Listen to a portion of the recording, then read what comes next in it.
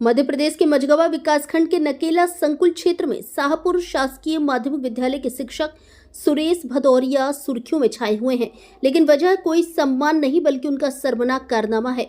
गुरु का दर्जा पाने वाले सुरेश भदौरिया, जिन्हें बच्चों को ईमानदारी और कर्तव्य निष्ठा का पाठ पढ़ाना चाहिए था, खुद ही उस राह से भटक गए। पहले तो अपनी गलतियों की शिकायत करने वाले को लिखित तौर पर अपना प्रतिद्वंदी करार दिया और जब इससे भी बात नहीं बनी तो अब उसी शिकायतकर्ता को लालच का लॉलीपॉप थमाकर अपने पाले में लाने के लिए जुगत बढ़ाने लगे। लेकिन माँ साहब शायद भूल गए कि आज कल तीसरी आंख हर जगह रहती है। चौंकाने वाला खुलासा, वीडियो ने खोली पोल।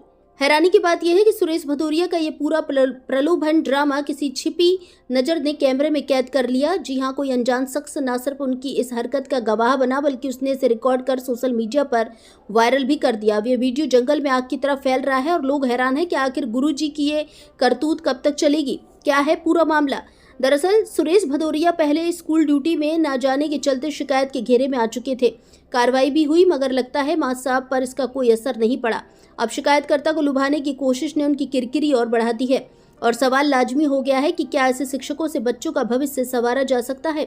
वहीं इस मामले पर चर्चा करने पर शिकायतकर्ता ने घटना की पुष्टि करते हुए बताया कि मां साहब शिकायत वापस लेने का दबाव बना रहे हैं और आए दिन प्रलोभन देकर परेशान कर रहे हैं। जल्द ही मामले पर वरिष्ठ अधिकारियों से पुनः शिकायत करेंगे। भारत संवाद से हरी सोनू त्रिपाठी की रिपोर्ट।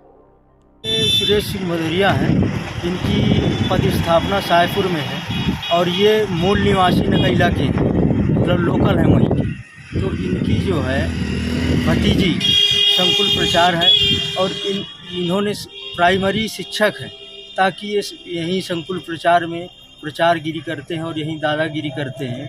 और इनकी स्वयं लड़की अति शिक्षक में हमारे बीरम पुखरी में भी पदस्थ थी, जो कि वो 2 साल से 1 साल पहले पदस्थ थी, तो उनका वेतन फर्जी निकाला गया।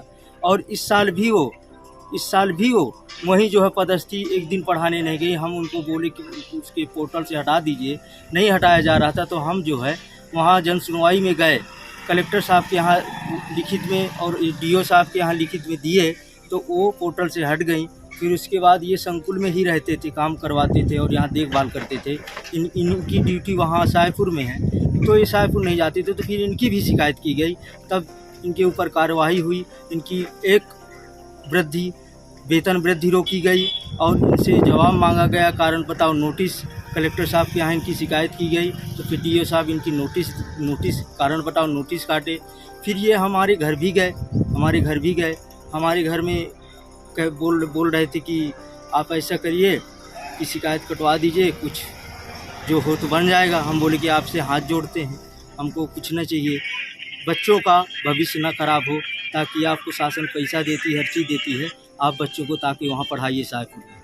यही हमारा वो था। तो यहाँ मझगवा बस स्टैंड में हमको मिले और हमको ज़बरदस्ती पैसा दे रहे थे। हम नहीं मना कर रहे थे, बार बार मना कर रहे थे, सर हम पैसा नहीं लेंगे। काहे के पैसा ले भाई, कौन सा मेहनत किए हैं, कौन सा मेहनत? आपके घर में कोई मेहनत की हो, मजदूरी की हो, तो आप पैसा दीजिए। वैसे तो कोई पैसा नहीं देता, इस तरह पैसा कोई देगा? तो ज़बरदस्ती दे रहे थे। अब आप बार बार हाथ जोड़ के निवेदन करते कि श्रीमान जी हमको पैसा ना दीजिए।